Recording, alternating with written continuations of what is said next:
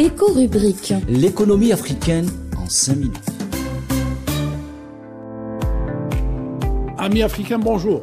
Nous avions parlé lors de notre dernière chronique des droits de douane et des menaces qui étaient brandies par Trump et l'administration américaine pour appliquer de nouvelles taxes douanières ou de nouveaux taux, du moins, sur les 60 partenaires commerciaux des États-Unis.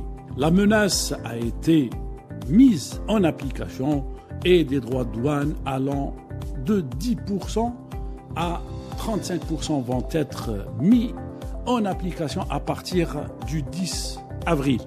La réaction des places financières s'est faite ressentir et une baisse importante a été remarquée sur tous les indices des places financières. Aussi, une vague de critiques a suivi l'annonce de Trump, vague de critiques venant de la Chine, de l'Europe et des États-Unis même, pour des critiques qui ont tourné sur les effets négatifs de telles décisions et d'une récession dans laquelle va rentrer l'économie mondiale et le commerce international. Mais pour être lucide, je voudrais dire que Trump a annoncé ses droits de douane déjà lors de sa campagne électorale. Le monde donc était averti.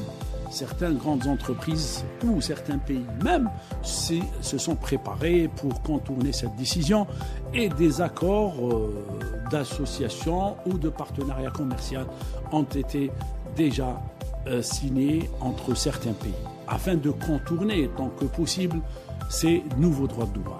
Ce qui est important, c'est que Trump a décidé de mettre en application toutes les promesses qu'il avait lancées lors de la campagne électorale.